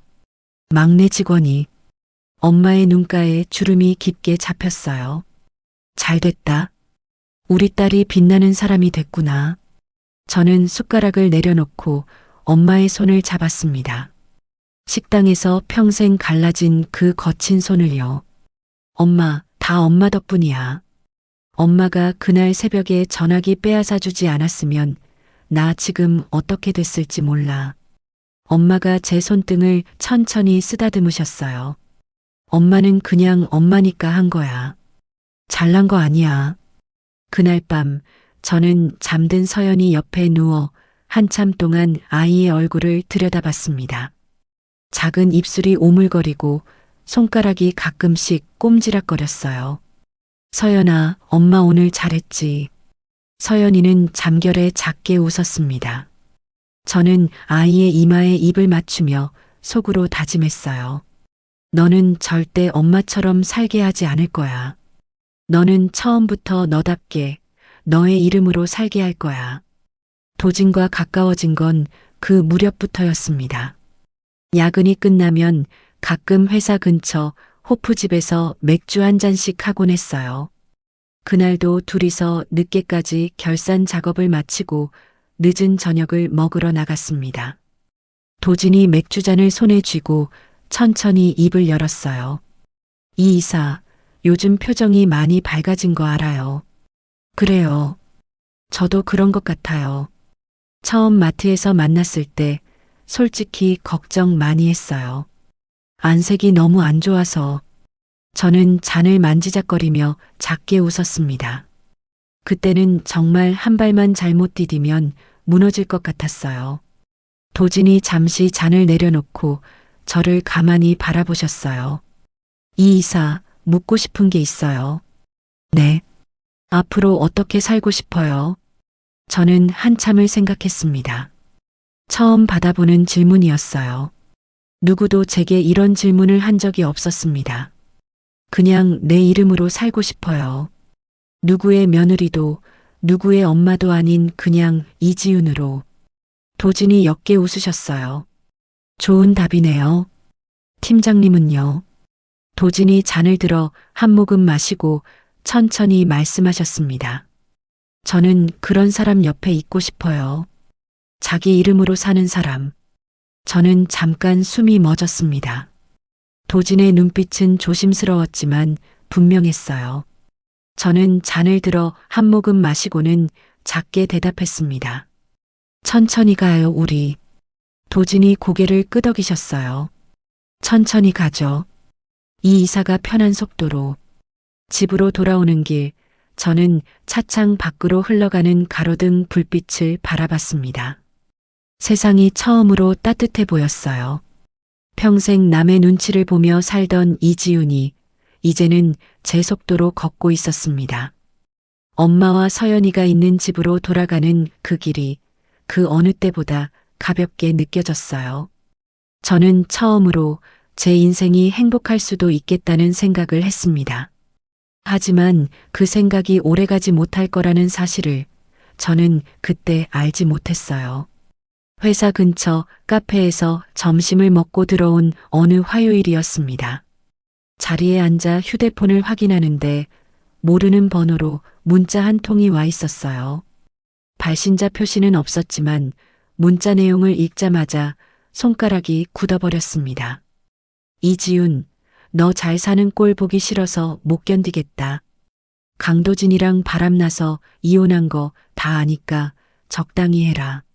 저는 휴대폰을 책상에 내려놓고 한참을 그 자리에 앉아 있었어요. 손이 떨리는 게 느껴졌습니다. 5분쯤 지나 또 한 통이 왔어요. 양육비. 그딴 거 한 푼도 못 준다. 너 같은 년한테 줄 돈 없어. 저는 그 문자를 캡처해 두고 변호사에게 전송했습니다. 답장은 보내지 않았어요. 그날 오후 도진이 회의실로 저를 부르셨어요. 이 이사 무슨 일 있어요? 점심 먹고 와서 표정이 영 안 좋네. 저는 잠시 망설이다가 휴대폰을 내밀었습니다. 전 남편이에요. 모르는 번호로 보냈어요. 도진이 문자를 읽고 한참 동안 침묵하셨어요. 이거 증거로 남겨두세요. 답장은 절대 하지 말고. 네, 알고 있어요. 도진이 휴대폰을 돌려주시며 가만히 저를 바라보셨습니다.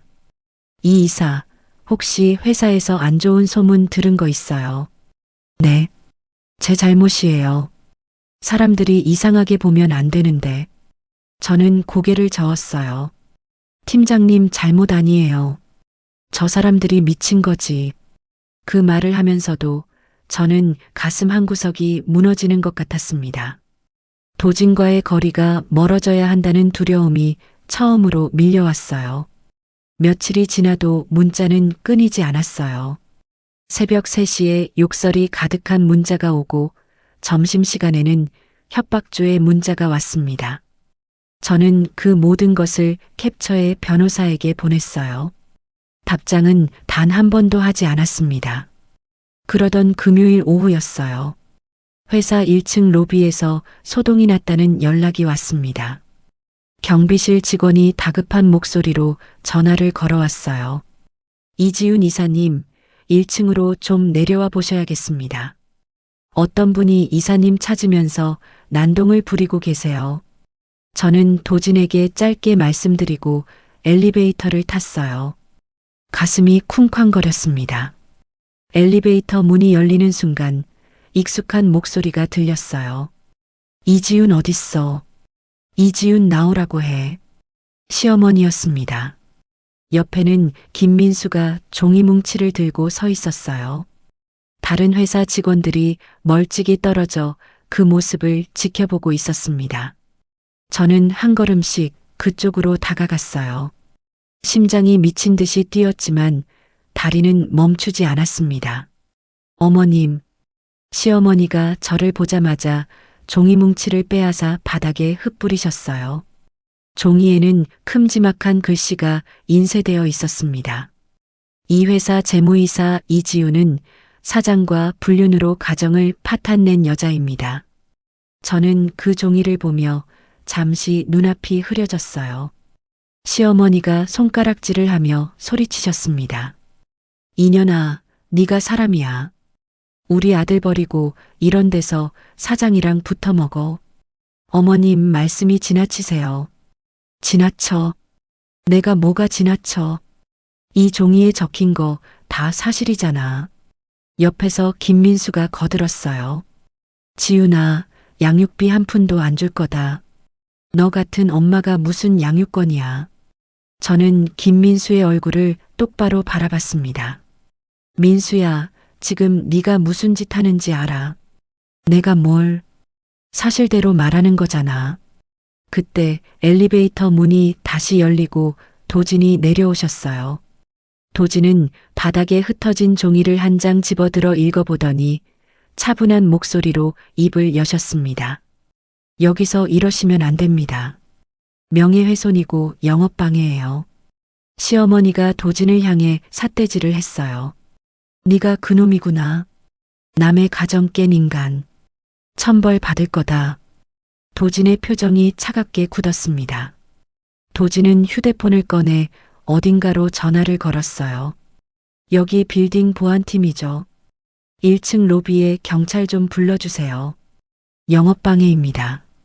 시어머니의 얼굴이 잠시 굳었지만 곧 다시 목소리를 높이셨어요. 부르라고. 내가 뭐가 무서워. 저는 시어머니의 팔을 가만히 잡았습니다.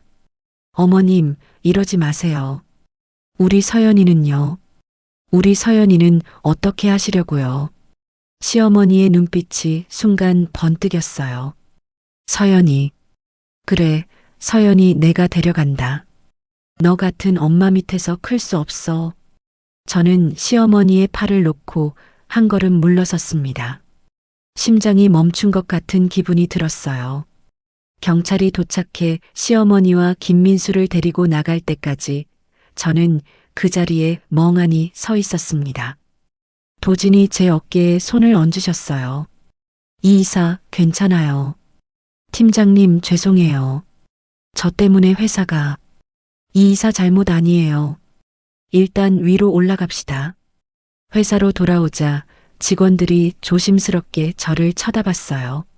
수군거리는 소리가 들리는 것 같았습니다. 저는 화장실로 들어가 문을 잠그고 한참을 변기 위에 앉아 있었어요. 서연이가 위험하다. 악몽은 그날 저녁에 현실이 되었습니다. 퇴근하기 1시간 전 어린이집 원장님으로부터 다급한 전화가 걸려왔어요. 이지훈 어머님, 큰일 났어요. 빨리 와주세요. 원장님, 무슨 일이세요? 서연이는요? 서연이 할머니라는 분이 오셔서 아이를 데려가시겠다고 막무가내로. 저는 통화를 끝까지 듣지 못한 채 가방을 들고 뛰쳐나갔습니다. 택시 안에서 엄마에게 전화를 걸었어요. 엄마, 어린이집으로 빨리 와. 서연이가. 엄마는 더 묻지 않고 알았다고만 하셨습니다. 어린이집에 도착하자 입구에서 비명소리가 들렸어요. 서연이의 울음소리였습니다. 저는 신발도 제대로 못 벗고 뛰어들어갔어요. 복도 끝에서 시어머니가 서연이의 팔을 붙잡고 있었습니다. 서연이는 엉엉 울며 원장님의 다리를 붙들고 있었어요. 원장님이 시어머니를 막아서며 소리치고 계셨습니다. 할머니, 이러시면 안 돼요. 친권자 동의 없이는 아이 못 내보내요. 내 손주 내가 데려가는 게 뭐가 잘못이야. 비켜. 저는 원장님과 시어머니 사이를 비집고 들어가 서연이를 끌어안았어요. 서연이의 작은 몸이 덜덜 떨리고 있었습니다. 어머님, 손 놓으세요. 지금 당장. 시어머니가 저를 향해 손을 휘둘렀어요. 원장님이 그 손을 막으며 비명을 질렀습니다. 경찰 불렀어요. 곧 와요. 그 순간 엄마가 어린이집에 도착하셨어요. 엄마는 복도에 들어서자마자 시어머니를 향해 곧장 걸어가셨습니다. 이거나 우리 손녀한테서 손 떼. 엄마가 시어머니의 손목을 강하게 잡아 떼어내셨어요. 시어머니가 휘청거리며 뒷걸음질을 쳤습니다. 사돈, 당신이 뭐라고 끼어들어. 내가 뭐냐고. 우리 손녀 할미다. 내 손녀 건드리면 죽여버리겠다. 엄마의 목소리는 낮고 단단했어요. 평생 식당에서 솥뚜껑을 들어 올리던 그 손이 시어머니의 손목을 놓지 않았습니다. 경찰이 도착해 시어머니를 데려가는 동안 저는 서연이를 꼭 끌어안고 있었어요. 서연이가 울음을 그치지 못한 채 제 목에 얼굴을 묻었습니다. 엄마 무서워. 엄마. 서연아, 엄마 여기 있어. 엄마 여기 있어. 엄마가 우리 둘을 한꺼번에 끌어안으셨어요. 세 사람의 어깨가 동시에 떨렸습니다. 집에 돌아온 그날 밤 서연이는 열이 펄펄 끓었어요. 이마에 손을 대니 뜨거웠고 작은 입에서는 잠꼬대가 새어나왔습니다. 할머니 싫어. 가.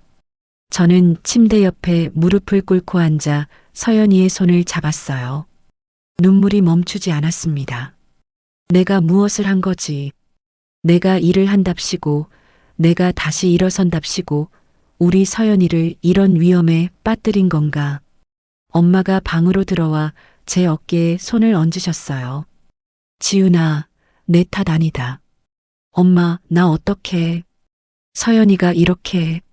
엄마가 제 머리를 끌어안으셨습니다. 우리 딸 잘 들어.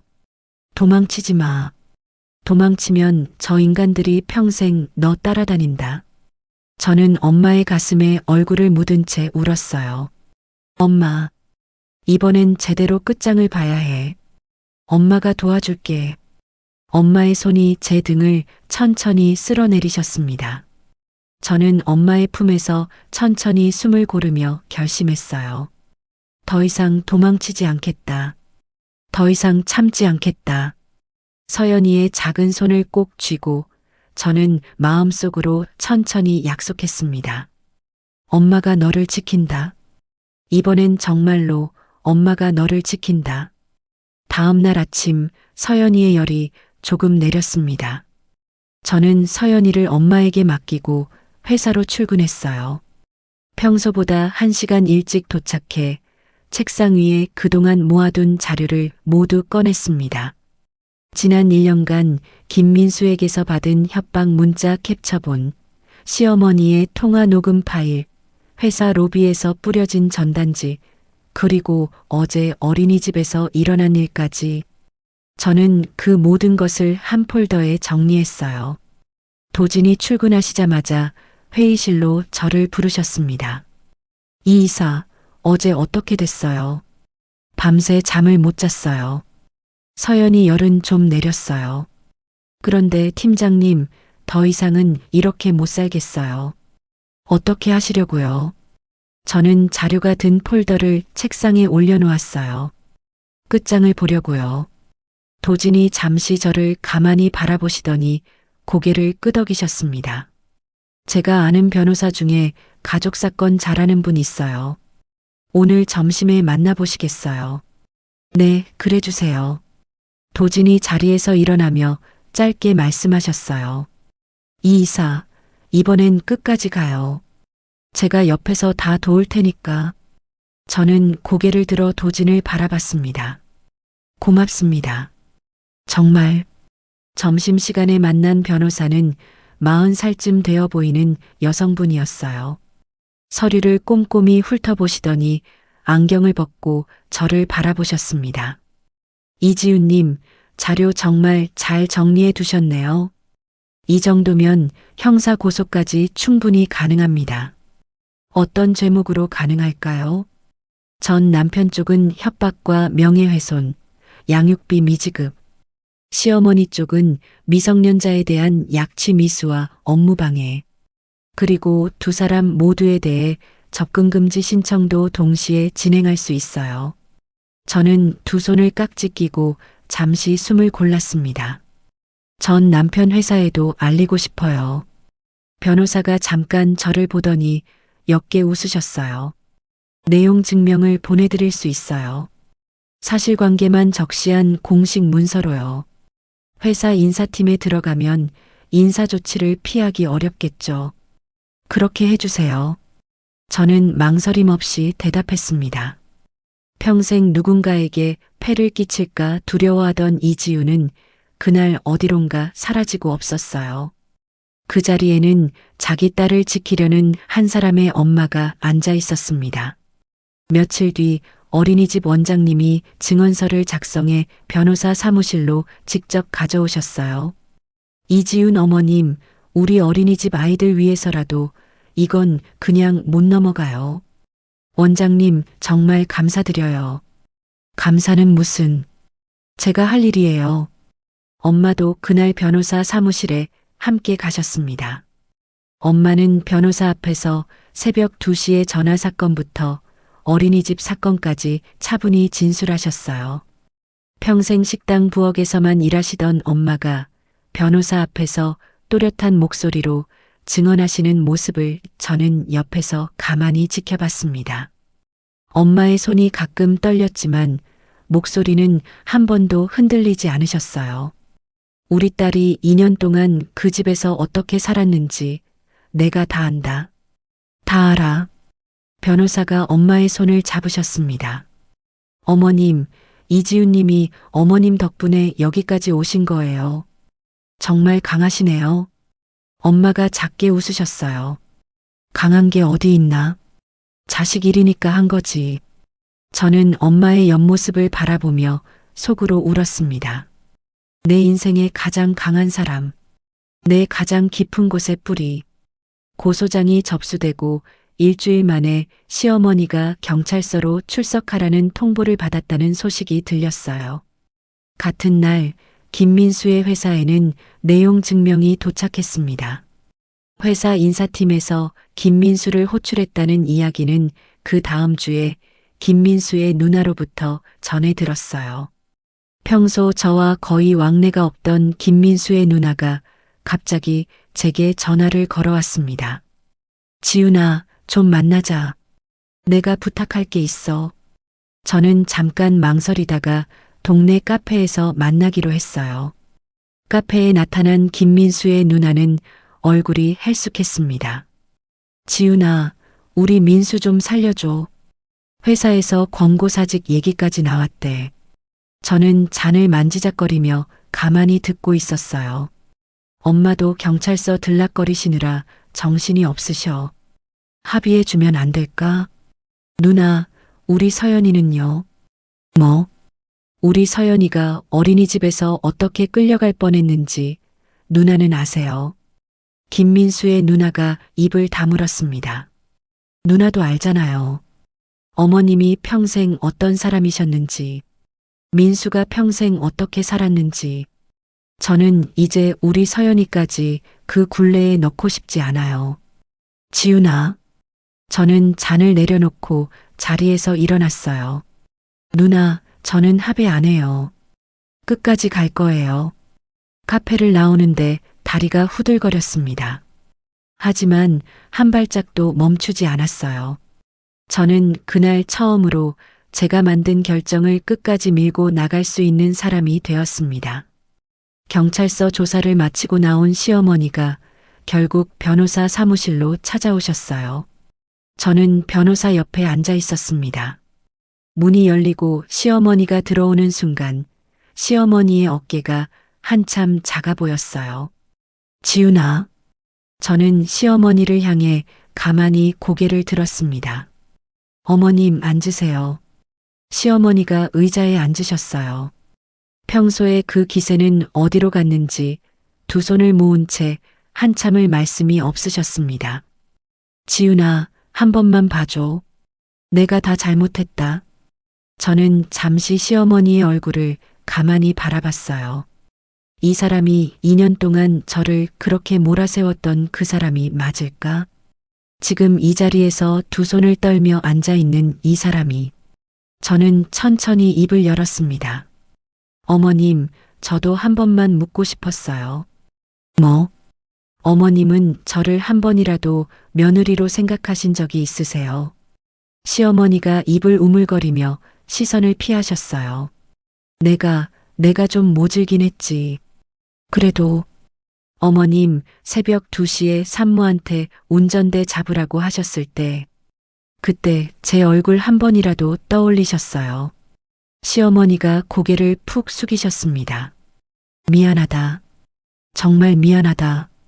저는 시어머니의 얼굴을 가만히 바라보다가 변호사 쪽으로 시선을 돌렸어요. 합의금 액수 우리 측 요구대로 진행해 주세요. 변호사가 고개를 끄덕이셨습니다. 시어머니가 떨리는 손으로 합의서에 서명을 하셨어요. 위자료의 합의금까지 더해진 금액은 시어머니의 노후 자금 전부였습니다. 서명을 마친 시어머니가 마지막으로 저를 한번 올려다보셨어요. 지훈아, 우리 손녀는. 저는 자리에서 일어나며 마지막으로 말했습니다. 어머님, 서연이는 제 딸이에요. 어머님은 다시는 그 아이 이름조차 부르지 마세요. 문을 닫고 나오는 순간 저는 한 번도 뒤를 돌아보지 않았어요. 복도 끝에서 도진이 저를 기다리고 계셨습니다. 저는 도진을 보자마자 다리에 힘이 풀렸어요. 도진이 다가와 저를 부축해 주셨습니다. 이 이사 끝났어요. 네, 끝났어요. 저는 도진의 어깨에 잠시 이마를 기댔어요. 도진이 제 등을 천천히 토닥여 주셨습니다. 잘했어요. 정말 잘했어요. 엘리베이터를 타고 내려가는 동안 저는 거울에 비친 제 모습을 가만히 바라봤어요. 2년 전 베이지색 원피스를 입고 떨던 그 이지우는 사라지고 없었습니다. 거울 속에는 한 발짝씩 자기 길을 걷는 한 여자가 서 있었어요. 엄마가 평생 만들어주신 그 단단한 뿌리에서 비로소 제 가지가 뻗어나가고 있었습니다. 저는 거울 속의 저를 향해 작게 미소 지었어요. 이지훈, 정말 수고 많았다.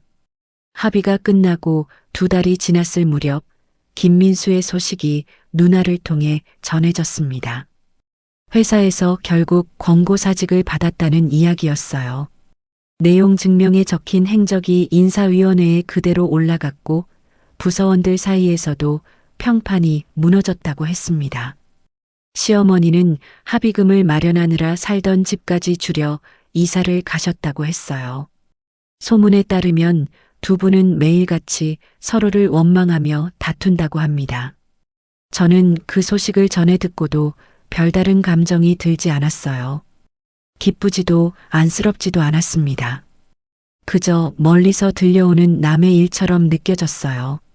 엄마는 그 이야기를 듣고 짧게 한마디 하셨습니다. 지훈아, 그 사람들 더 이상 생각도 하지 마. 너는 너 갈 길 가. 응, 엄마. 안 할게. 저는 정말로 그날 이후 김민수와 시어머니를 더 이상 떠올리지 않았어요. 생각이 떠오르려 할 때마다 서연이의 얼굴을, 엄마의 손을, 그리고 책상 위에 놓인 제 명함을 바라봤습니다. 이지훈 이사. 그 세 글자가 저를 다른 곳으로 끌어주었어요. 회사에서 저는 정신없이 바빴습니다. 스타트업이 빠르게 성장하면서 직원이 2배로 늘었고 회계 시스템도 처음부터 새로 짜야 했어요. 저는 매일 새로운 일을 배웠고 매일 새로운 결정을 내렸습니다. 도진이 사장실로 저를 부르신 건 어느 봄날 오후였어요. 이 이사, 잠깐 시간 있어요. 네, 팀장님. 도진이 책상 위에 서류 한 장을 내미셨습니다. 저는 그 서류를 받아들고 한참을 읽었어요. 이사회 결의서. 이지훈 재무이사를 등기이사로 선임한다는 내용이었습니다. 팀장님, 이게. 이 이사, 이제는 정식 등기이사예요. 회사 지분도 일부 배정됐고요. 저는 서류를 든 손이 잠시 떨렸어요. 제가 그럴 자격이 있으니까 드리는 거예요. 이 이사 없었으면 우리 회사 지금 이 자리에 못 왔어요. 저는 고개를 들어 도진을 바라봤습니다. 도진의 눈빛이 따뜻했어요. 고맙습니다. 고맙긴요. 제가 더 고맙죠. 집에 돌아와 엄마와 서연이 앞에 그 서류를 펼쳐 놓았습니다. 엄마가 한참을 들여다보시더니 천천히 입을 여셨어요. 지훈아, 이게 무슨 종이야? 엄마, 나 등기이사 됐어. 회사 진짜 임원이 된 거야. 엄마의 눈가가 붉어졌습니다. 우리 딸이. 엄마가 더 이상 말을 잇지 못하시고 제 손을 꼭 잡으셨어요. 엄마의 거친 손에서 따뜻한 온기가 전해졌습니다. 옆에서 서연이가 영문도 모른 채 박수를 치고 있었어요. 엄마, 짝짝꿍. 저는 서연이를 끌어안고 한참을 웃었습니다. 엄마도 저도 그날 오랜만에 큰 소리로 웃었어요. 서연이는 그해 봄 유치원에 입학했습니다. 작은 가방을 메고 노란 모자를 쓴 서연이의 뒷모습을 보며 저는 한참을 그 자리에 서 있었어요. 엄마, 다녀올게. 응, 서연아. 즐겁게 놀고 와. 서연이가 손을 흔들며 뛰어들어가는 모습을 보며 저는 처음으로 가슴이 벅찼습니다. 이 아이가 이렇게 밝게 자라고 있구나. 이 아이의 작은 등에는 더 이상 어두운 그늘이 없구나. 엄마가 옆에서 제 어깨를 토닥이셨어요. 우리 서연이 씩씩하게 잘 크네. 엄마 덕분이야. 엄마가 옆에 있어서. 엄마 덕은 무슨. 다 내 덕이지, 내 덕. 유치원 학예의 날이었습니다. 서연이가 무대 위에서 친구들과 함께 춤을 춘다고 며칠 전부터 들떠 있었어요. 저는 그날 회사에 반차를 내고 학예회 시간에 맞춰 유치원으로 갔습니다. 엄마는 이미 자리에 앉아 카메라를 손에 쥐고 계셨어요. 엄마, 일찍 오셨네. 우리 서연이 첫 무대인데 좋은 자리 잡아야지. 저는 엄마 옆에 앉으며 무대를 바라봤습니다. 학예회가 시작되기 직전 누군가 제 어깨를 가볍게 두드렸어요. 돌아보니 도진이 꽃다발을 들고 서 있었습니다. 팀장님, 어떻게? 이 이사가 서연이 학예회 한다고 하길래 잠깐 들렀어요. 저는 잠시 말문이 막혔어요.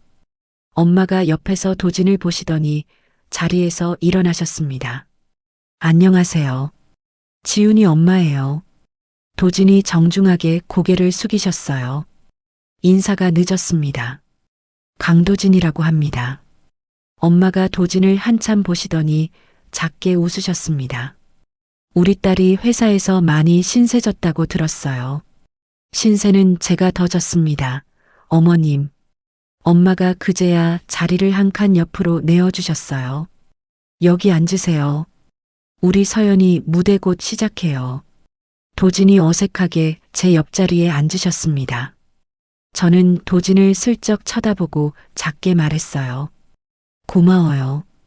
별거 아니에요. 서연이가 무대에 올랐을 때 저는 손이 떨려서 카메라를 제대로 들지 못했습니다. 엄마가 카메라를 대신 들어주셨어요.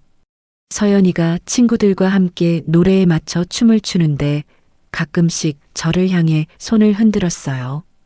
저도 손을 들어 흔들어 주었습니다. 옆에서 도진이 작게 박수를 쳤어요.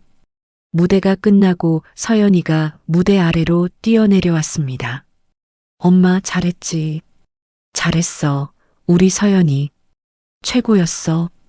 도진이 들고 있던 꽃다발을 서연이에게 내미셨어요. 서연아, 이거 받아. 오늘 무대 정말 멋있었어. 서연이가 눈을 동그랗게 뜨고 저를 올려다봤어요. 엄마, 이 아저씨 누구야? 저는 잠깐 망설이다가 천천히 대답했습니다. 엄마 회사 사장님이야. 그리고 엄마 친한 분이야. 서연이가 꽃다발을 받아 안으며 도진을 향해 활짝 웃었어요. 아저씨, 감사합니다. 도진이 서연이의 머리를 가만히 쓰다듬어 주셨습니다. 엄마가 그 모습을 옆에서 가만히 바라보고 계셨어요. 학예회가 끝난 뒤 우리는 근처 식당에서 함께 저녁을 먹었습니다. 서연이는 도진의 옆에 딱 붙어 앉아 종알종알 이야기를 했어요. 엄마가 가끔 도진을 흘끗 보시며 작게 미소를 지으셨습니다. 집으로 돌아오는 길 도진이 저를 차에 태워주셨어요. 차 안에는 서연이가 잠들어 있었고 엄마도 옆에서 꾸벅꾸벅 졸고 계셨습니다. 도진이 운전대를 잡은 채 조용히 말씀하셨어요. 이 이사 다음 달에 같이 어디 다녀올래요? 셋이서요. 이 이사랑 서연이랑 저랑. 저는 잠시 창밖을 바라봤습니다. 가로등 불빛이 차창 위를 천천히 흘러가고 있었어요. 좋아요. 같이 가요. 도진이 옅게 웃으셨어요. 천천히 갈게요. 이 이사 속도에 맞춰서. 저는 도진의 옆모습을 가만히 바라봤습니다. 이 사람과의 관계가 어떻게 흘러갈지는 아직 모릅니다. 하지만 적어도 저는 더 이상 두렵지 않았어요. 이번에는 누군가에게 휘둘리지 않는다는 확신이 제 안에 단단히 자리 잡고 있었습니다. 집에 도착해 서연이를 안고 침실로 들어갔어요. 엄마는 거실 소파에 잠깐 앉아 한숨을 돌리셨습니다. 저는 서연이를 침대에 눕히고 다시 거실로 나왔어요. 엄마가 식탁에서 따뜻한 차를 한 잔 끓이고 계셨습니다. 저는 엄마 맞은편에 앉아 엄마의 손을 가만히 잡았어요. 평생 식당 부엌에서 일하시던 그 거친 손. 새벽 2시에 제 휴대폰을 빼앗아 들고 사자처럼 포효하시던 그 손. 서연이를 어린이집에서 지켜내신 그 손. 저는 엄마의 손에 천천히 입을 맞췄습니다. 엄마, 왜 우리 딸? 엄마가 그날 새벽에 전화기 빼앗아 주시지 않았으면 나 지금 어떻게 됐을지 몰라. 엄마가 작게 웃으셨어요. 엄마는 엄마 할 일을 한 것뿐이야. 엄마, 그게 엄마 할 일이 아니라 엄마 사랑이었어. 엄마의 눈가에 눈물이 고였습니다. 우리 딸이 이렇게 컸네. 엄마한테 그런 말도 다 하고. 저는 엄마의 어깨에 머리를 기댔어요. 엄마의 어깨는 작았지만 여전히 단단했습니다. 평생 저를 받쳐주신 그 어깨에 기대어 저는 가만히 눈을 감았어요. 창밖에는 봄밤의 바람이 부드럽게 지나가고 있었습니다.